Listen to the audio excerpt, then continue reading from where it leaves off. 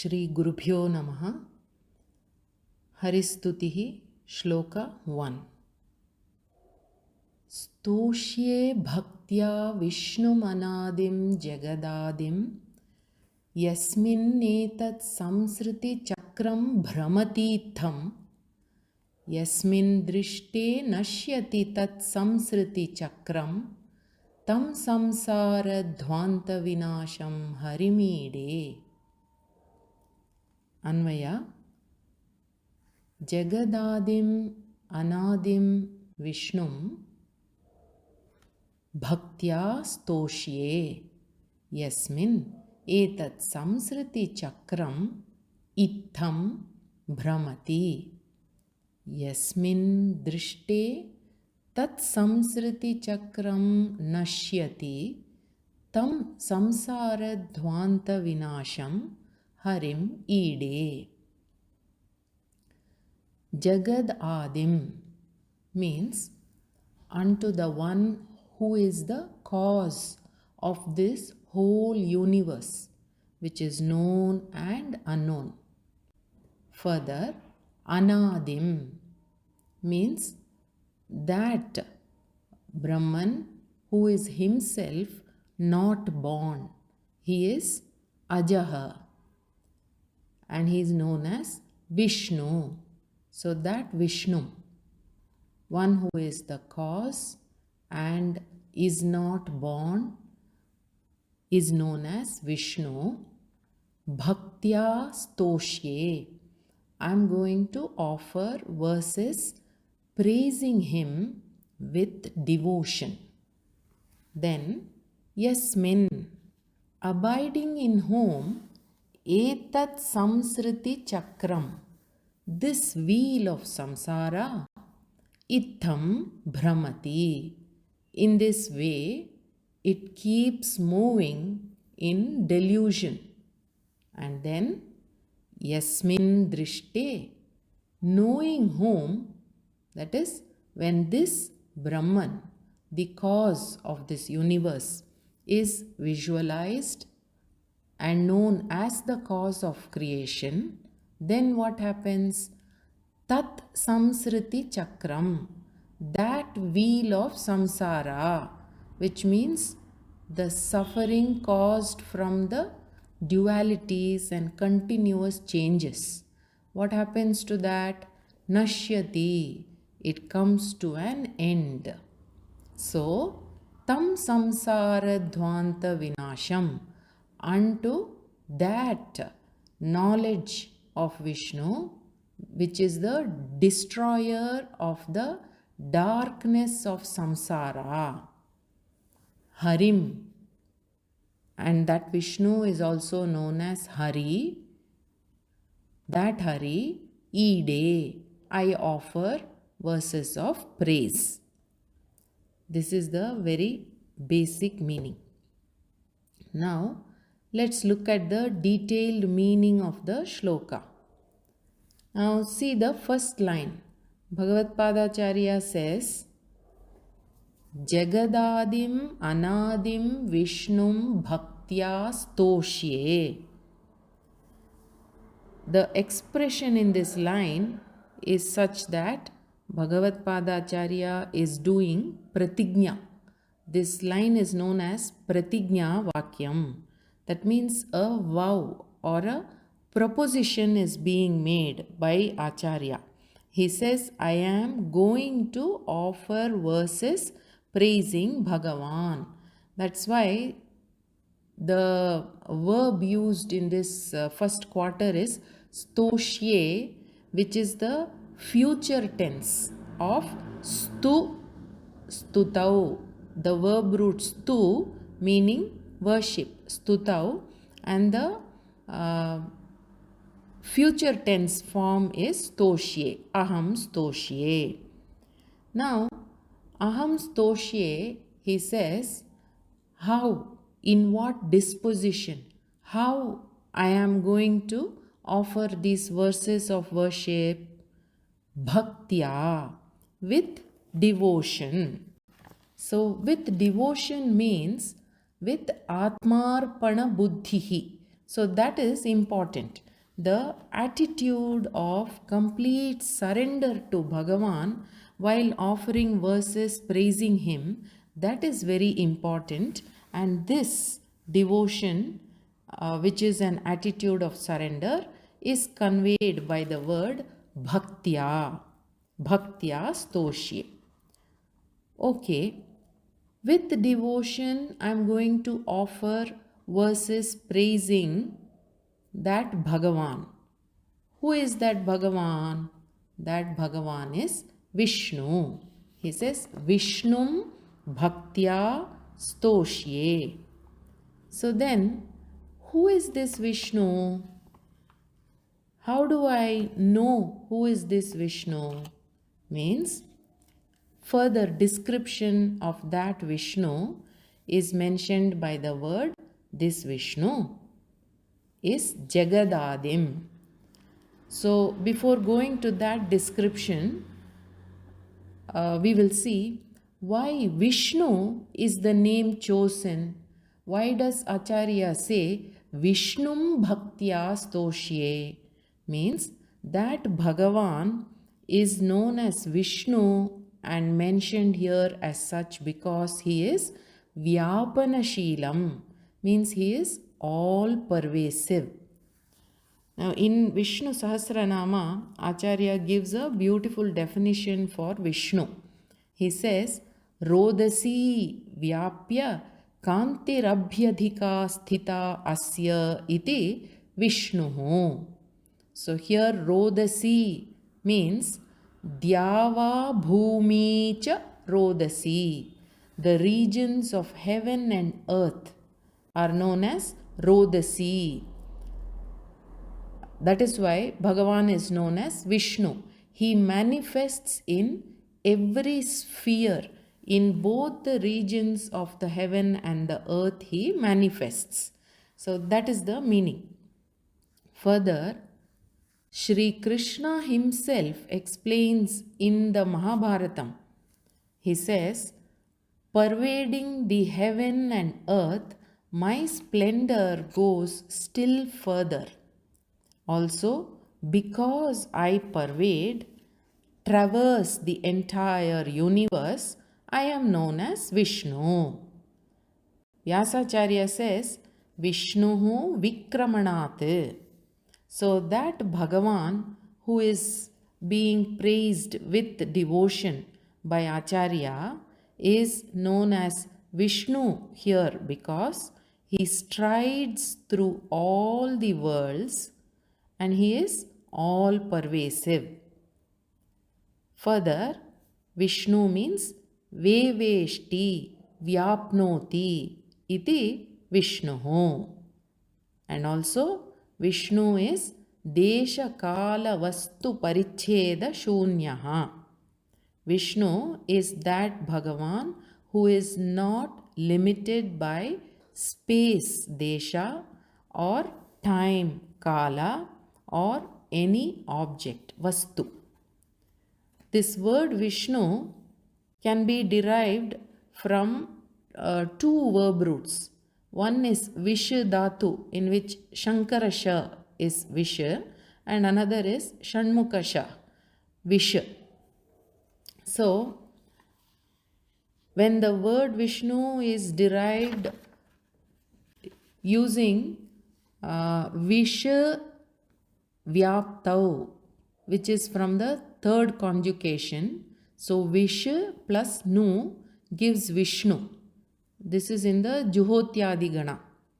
So in the sense of Vyapti, when Visha is used to derive the word, then we get the meaning of Vishnu is one who pervades, permeates everything and is free from the limitations of time, space and objects. Then the other dhatu, Vish Praveshane, which is taught in the sixth conjugation. To that Visha, Nuk is a suffix added and then you get Vishnu. So this is from the dhatu taught in Tudadi Gana. There the sense used is Praveshana. So, giving this sense, there is a quote in Vishnu Purana which says, Yasmad Vishtamidam Sarvam Tasya Shaktya Mahatmanaha Tasmadeva Uchyate Vishnuhu Visher Dhatoho Praveshanat. So, it means that Vish has the meaning of entry, Praveshana. Since the entire Jagat is entered into and pervaded by his Shakti in the form of a universal law and order, he is very well known as Vishnu. Further, he is not limited by time, means there is no time when Brahman is not there. Then Desha Paricheda Shunyaha means there is not any place where Brahman is not. Why? Because he is Vyapanashilaha. His nature is all pervasive. So, he is not limited by space. Then Vastu Paricheda Shunyaha means there is no object which is not pervaded by consciousness. So, Brahman is free from object limitation also. Tam Vishnum Stoshye Bhaktya. So, Bhagavad Padacharya is praising in these verses that Vishnu who is all pervasive, free from the limitations of time, space, and object. Then further, now, how else can I understand this Vishnu? So he gives more description, defining this Vishnu as the cause of this universe. So, what is the nature of this Vishnu? He says, Jagadadim. Jagadadim Vishnum Bhaktya Stoshye. Jagadadim means Jagataha Adihi Nama Karanam. That Vishnu who is the cause of everything that exists. So that Vishnu is described as the cause for the effect which is the Jagat. Here let us analyze this word Jagadadim and see how Brahman can be the cause of this entire universe. Because when there is a effect, any effect will be pervaded by the material cause. So when the shloka says this Vishnu is the cause of this entire Jagat, then is this Vishnu the cause of all things as a material or as a instrumental cause is a likely question which is raised. So this can be understood with two examples. Now you take the pot examples, which is popularly explained in Vedanta Shastram. A pot is an effect which comes into existence from the material cause, that is upadana karanam, that is clay. Clay is the material cause from which the pot effect comes into existence. Now, this material cannot by itself become the pot. So, it needs something else. It needs outside help. So, there is a pot maker who is the instrumental cause for bringing this pot into a manifest form. So, what do we see here? Here the material cause, upadana karanam, which is clay, and the instrumental cause, the pot maker, they are both different. But then when Shastra says Brahman is the cause of all that exists, we don't have another entity. So then, unlike the pot maker, how can Brahman be the cause of everything without taking any outside help is a question. How can that Brahman be called as the cause of the entire universe? Because the way we see the universe, all the descriptions are opposed to Brahman. All the objects have attributes and are subject to some kind of a change. But Brahman is changeless, invariable, and is all pervading. So, how do we understand this Brahman to be the cause of all things?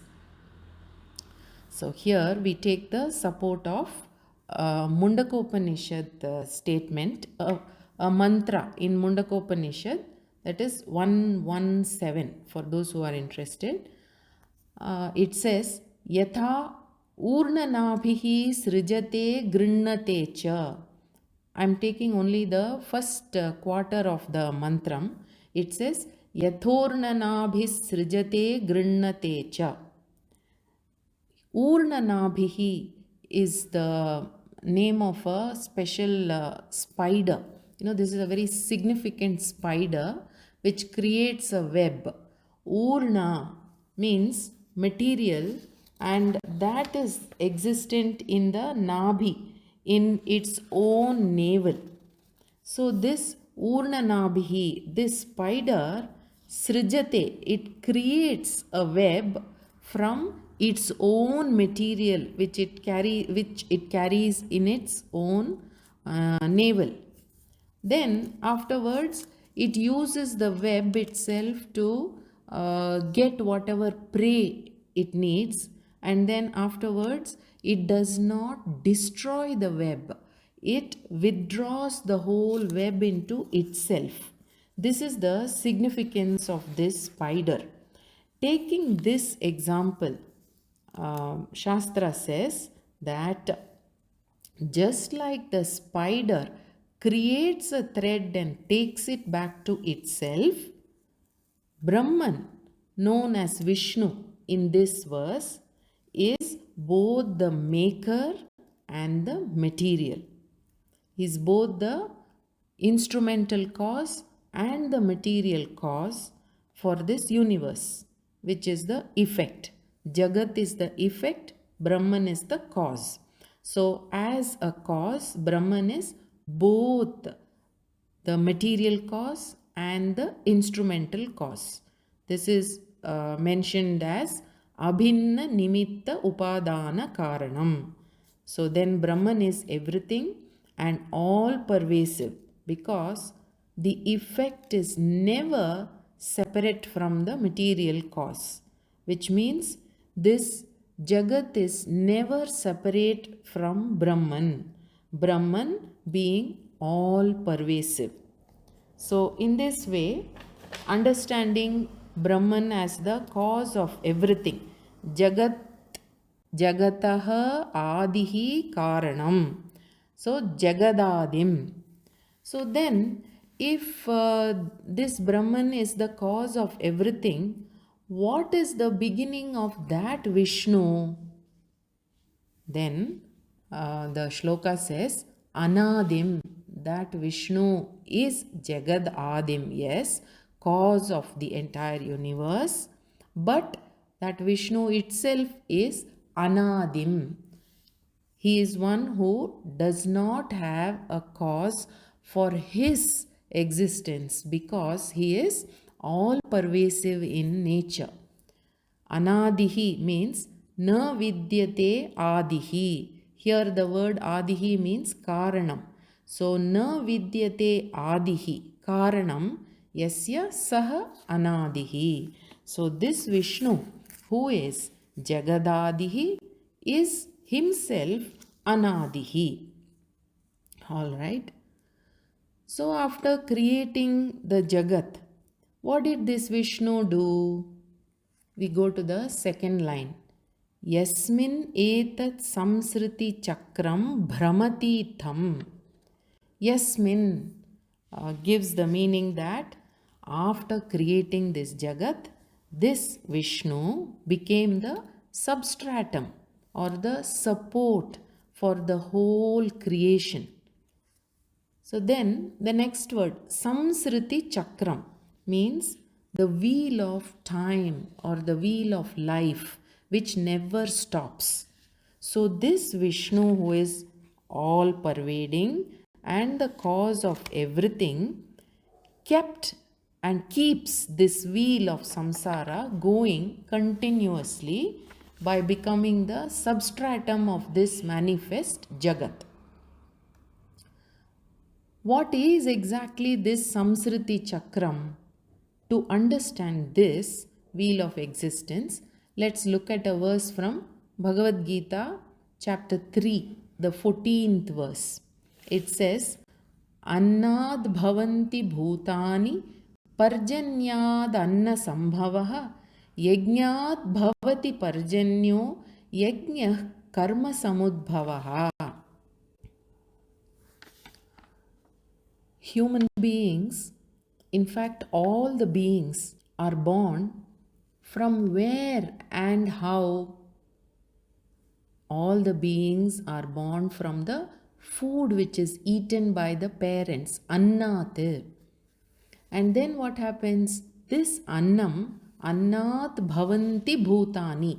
This annam, upon consumption, is converted into the 7 dhatus, which means the different types of tissues which form the blood tissue, the fat tissue, etc. Then after that, the food which is consumed becomes the cause for all the living beings in the world to exist. Okay. After that, how are these beings sustained? By food alone, that is annat eva.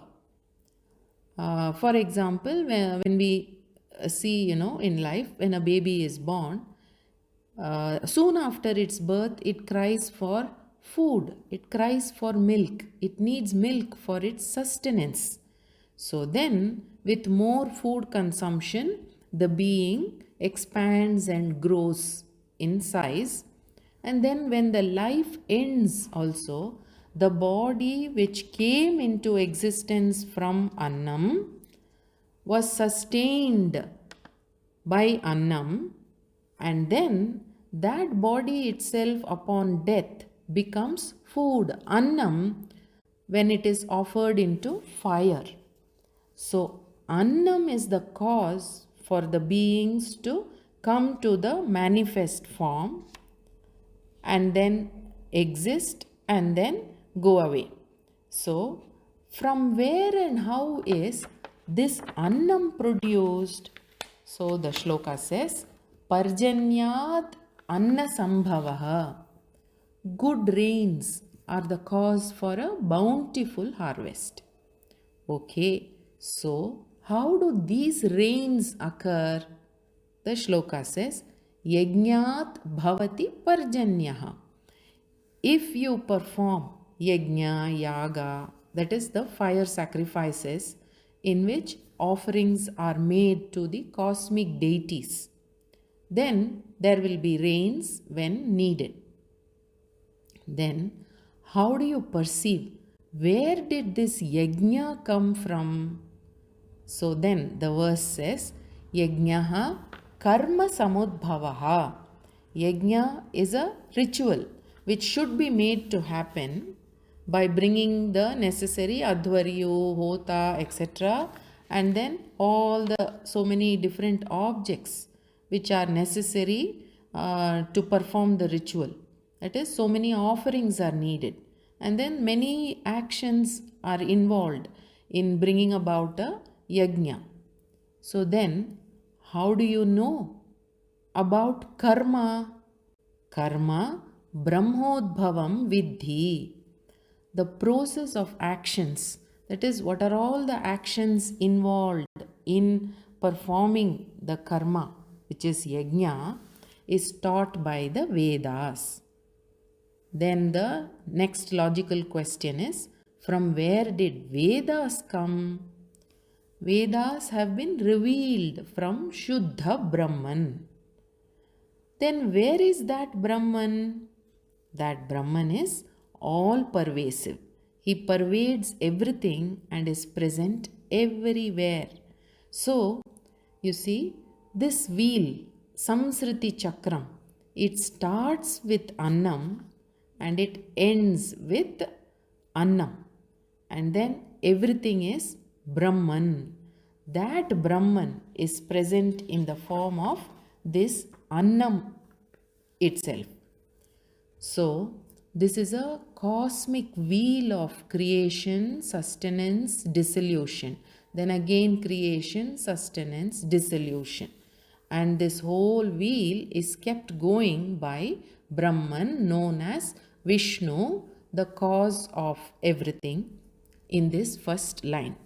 So then, he who is the cause for this manifest Jagat, the effect, and who is in the form of this wheel, Samsriti Chakram, then in whom this creation exists in the form of a universal order, this, the Shruti says, Yatova imani bhutani jayante, that Vishnu, the cause from whom this Jagat has come into existence, and then Yena jatani jivanti, by whom, by that Vishnu, this creation is sustained, and then such a Vishnu is worshipped in this verse and will be also worshipped in the verses to follow.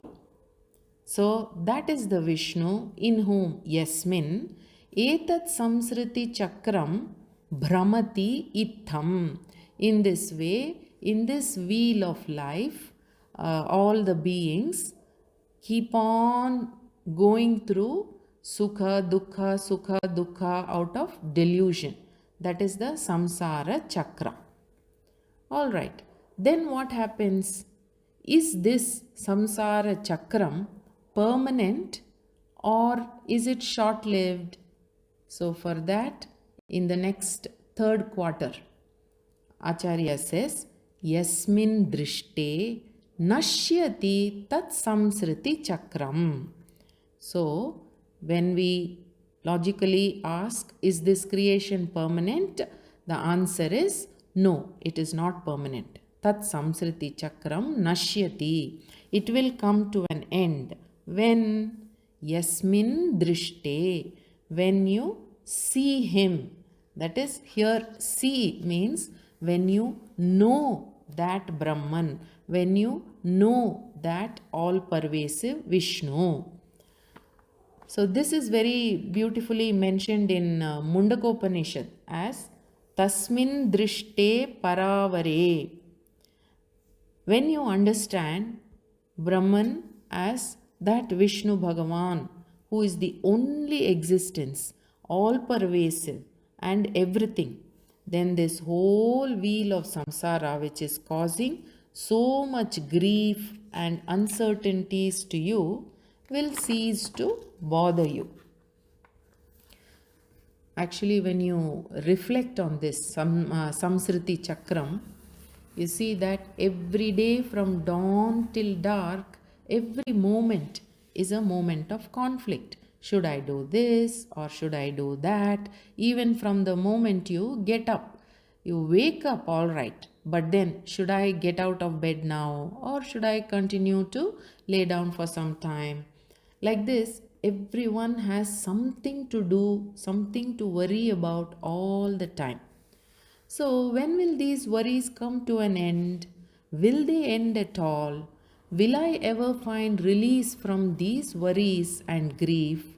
So the Shastra says, yes, when you see him, tasmin drishte, paravare. Here paravara means Brahman, who is the material cause and the instrumental cause. When you know that Bhagavan, means when you contemplate on that Bhagavan and understand that Brahman to be the only all pervasive existence of this creation and by whom this creation is sustained, and it is that Brahman who is present as the Jagat in the form of a universal order. Then that Brahma Jnanam, that knowledge, will release you from all the worries and grief. So there is this beautiful quote, mantram from Mundakopanishad, which says, Bhidyate hridaya granthihi, छिद्यन्ते सर्व संशयाः, क्षीयन्ते चास्य कर्माणि tasmin drishte paravare. So, knowing that Brahman, when one gains this knowledge of Brahman, after that, what happens means that Brahman, which is in the form of cause and effect, is recognized, which results in the knot of ignorance of the heart. It resolves, and all the doubts go away, and all the karmas are exhausted. This is the result of self-knowledge.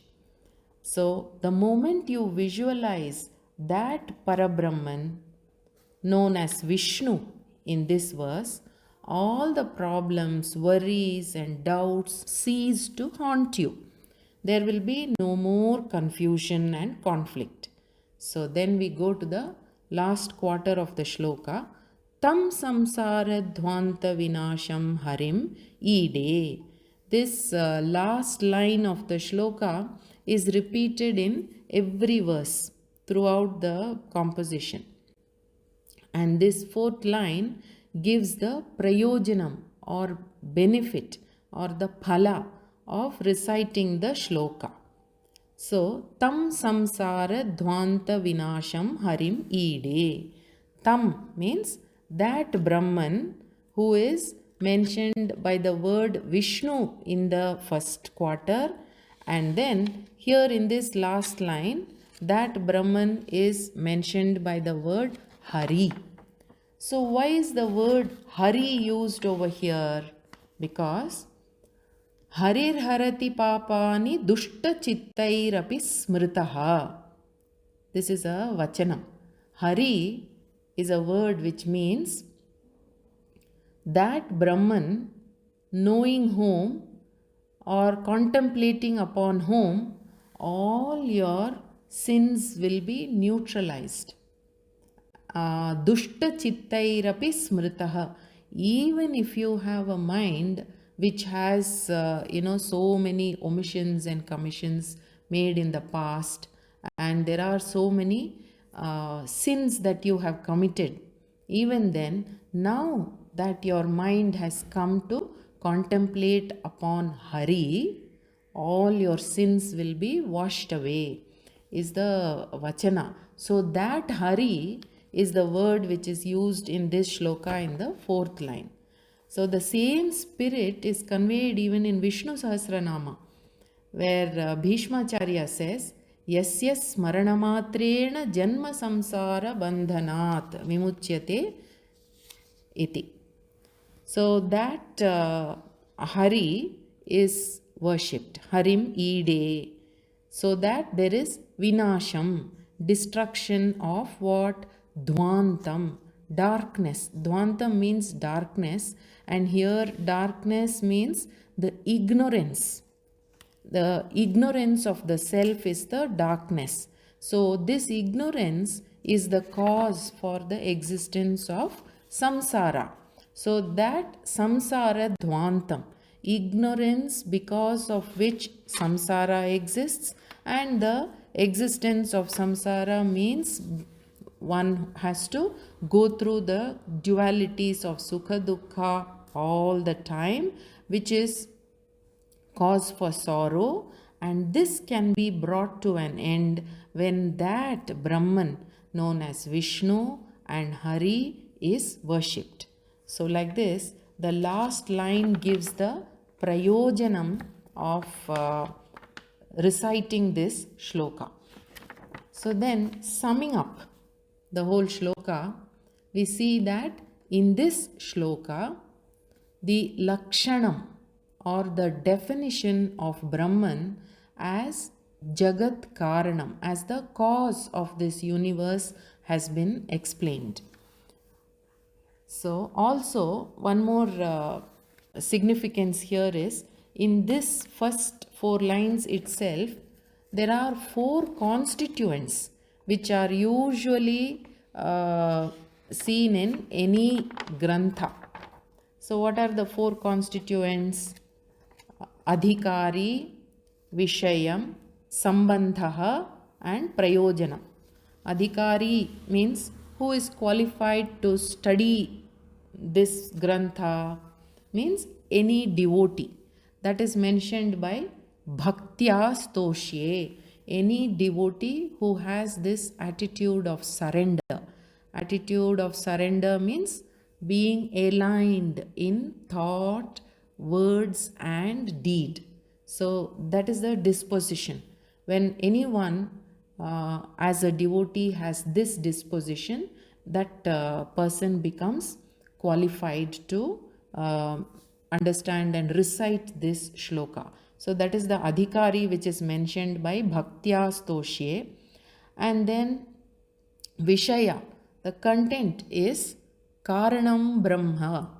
In this first verse itself, Brahman in the form of the cause of this entire Jagat, which is the effect.